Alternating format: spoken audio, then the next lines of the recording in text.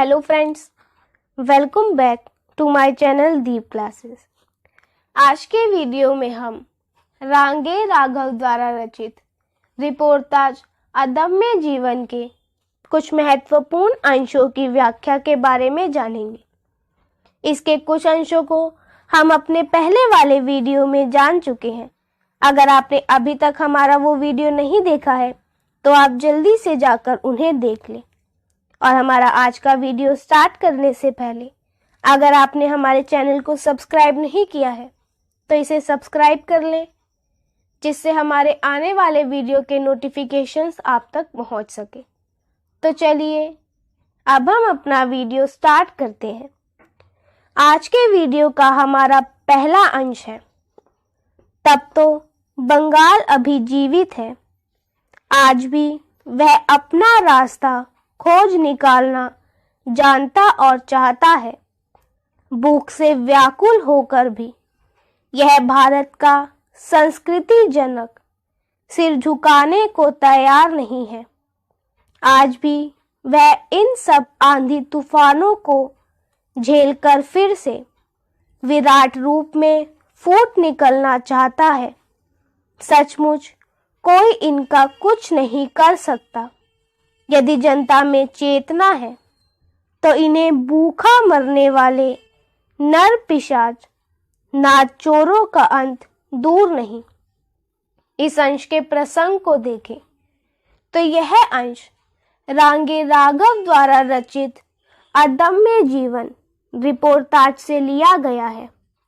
अब्दुल रहमान रहमत आदि गांव के बूढ़ों की मंडली के पास बैठकर उनसे हालचाल जानकर आगरा से बंगाल के लिए आया स्वयं सेवक दल आगे बढ़ा।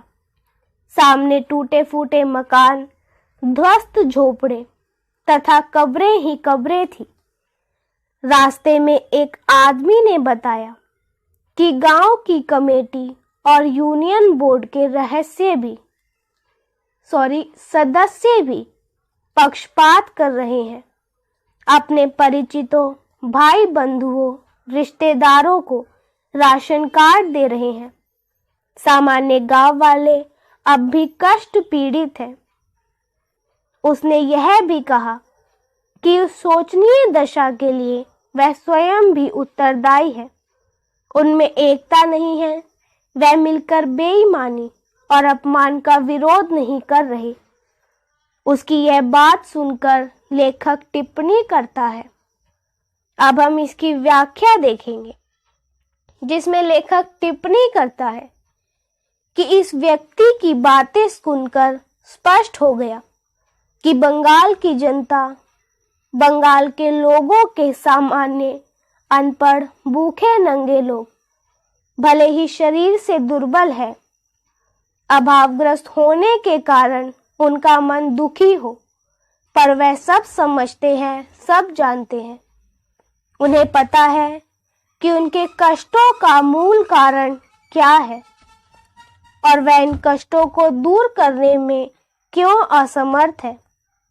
उसकी साफा गोई की बातें, स्पष्ट बोलने का साहस इस बात का प्रमाण था कि जनता जागरूक है, वह वास्तविकता को जानती है और उन्हें यह भी पता है कि इस मुसीबत को दूर करने का क्या उपाय है। वह जनशक्ति से परिचित है और यह भी जानते हैं कि संगठन में एकता में बड़ी से बड़ी मुसीबत को भी दूर करने की क्षमता है। यदि जनता में एकता हो, वह संगठित होकर बेईमानों, मुनाफाखोरों, जमाखोरों, काला बाजारी करने वालों से संघर्ष करे तो दुनिया की कोई भी ताकत उनके मार्ग में रोड़ा नहीं डाल सकती। अन्याय और न्याय की विजय होकर ही रहती है। लेखक बंगाल के रहने वालों, उनके साहस, जुझारूपन, दृढ़ता, उनकी संस्कृति की सराहना करता है। बंगाल को भारतीय संस्कृति का पुरोधा बताता है और बंगाल के लोगों को निर्भीक, अन्याय अत्याचार के सामने न झुकने वाला, अंतिम सांस तक उसके विरुद्ध लड़ने वाला बताता है। बंगाल की जन चेतना की तुलना उस जीवंत प्राणवार अंकुर से करता है जो धरती की पथरीली छाती फोड़ बाहर निकलता है, झांकता है, फिर धीरे धीरे पल्लवित होकर एक विशाल वृक्ष का रूप धारण कर लेता है। जिस प्रकार वह विशाल सुदृढ़ वृक्ष आंधी पानी ओले सब सहता है पर झुकता नहीं, उसी प्रकार बंगाल के लोग बड़ी से बड़ी आपदा को झेलते हैं, संघर्ष करते हैं, पर फिर भी नहीं झुकते। न दैन्य न पलायन उनका मूल मंत्र है। सिर कटा सकते हैं लेकिन सिर झुका नहीं सकते। यह स्वर कंठ से गूंजता रहता है।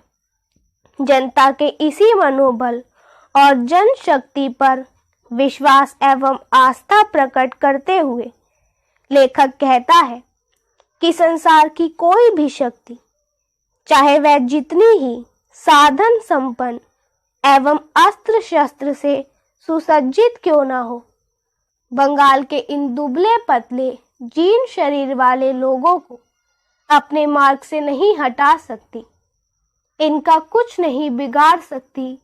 इनका मनोबल, साहस और दृढ़ता धन लोलुप, बेईमान, भ्रष्टाचार लोगों का नाश करके ही चैन लेगा। संघर्ष के अंत में इन्हीं की विजय होगी और चोर बाजारी तथा उसमें लिप्त भ्रष्ट लोगों की पराजय निश्चित है। इस अंश की विशेषताएं देखें तो लेखक की आशावादिता आस्था का संकेत है। दूसरा, जन चेतना की तुलना विराट वृक्ष से की गई है, इसमें रूपक अलंकार है। तीसरा, मानवीय संस्कृति के प्रति गर्व का भाव व्यक्त हुआ है।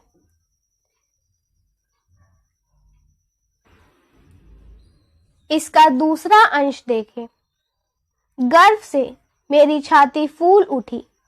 कौन कहता है कि बंगाल मर गया है, जहां भूख और बीमारियों से लड़कर भी मनुष्य के बालकों में क्रांति को चिरंजीवी रखने का अपराजित साहस है। वह राष्ट्र कभी भी नहीं मर सकेगा। हड्डी हड्डी से लड़ने वाले यह योद्धा जीवन की महान शक्ति को अभी तक अपने में जीवित रख सके हैं। संसार कहता है, स्टालिनग्राड के लोग खंडरों में से लड़े थे और उन्होंने दुश्मन के दांत खट्टे कर दिए। उन्होंने बर्बरता की धारा को रोककर रूस को गुलाम होने से बचा दिया। किंतु मैं पूछता हूँ, क्या सिद्धिरगंज दूसरा स्टालिनग्राड नहीं?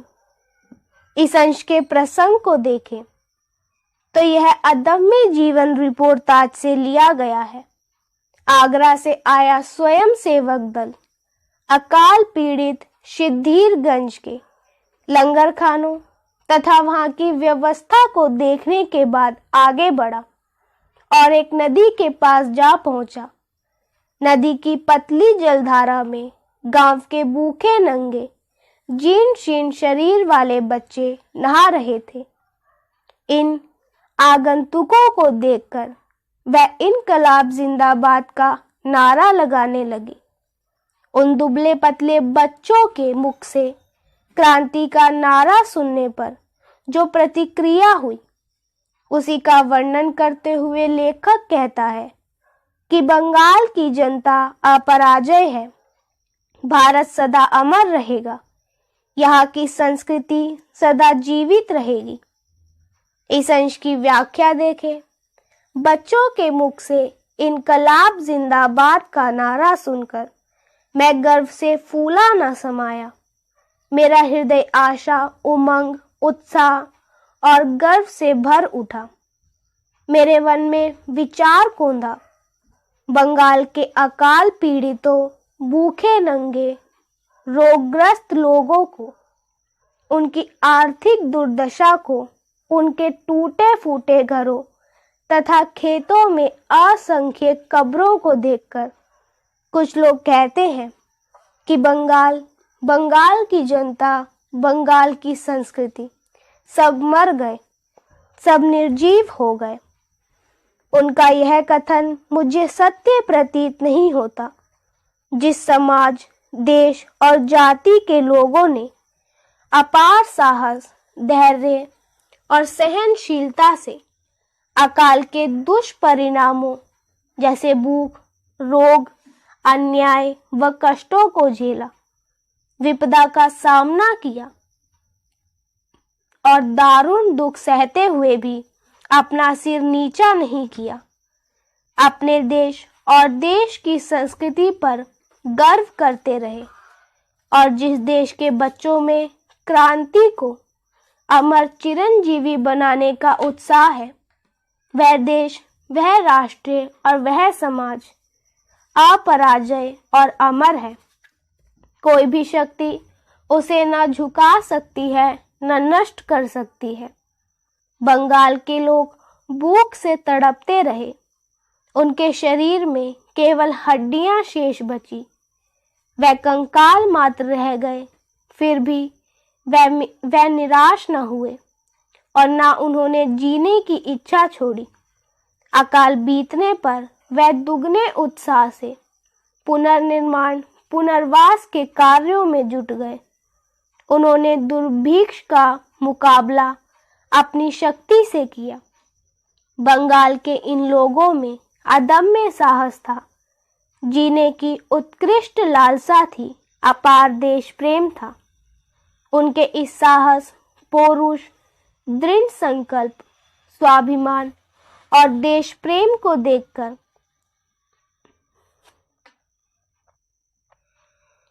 मुझे रूस के उन सामान्य नागरिकों की याद आती है जिन्होंने दूसरे विश्व युद्ध में स्टालिनग्राड की लड़ाई में हिटलर की नाजी सेना के अस्त्र शस्त्र से सुसज्जित सैनिकों का घरों, चबूतरों, गलियों, चौराहों, खंडरों में सामना किया, जूझते जूझते प्राण दिए और अंत में अपने दृढ़ संकल्प और साहस से हिटलर की तूफानी सेना को रूस छोड़कर वापस लौटने के लिए बाध्य किया।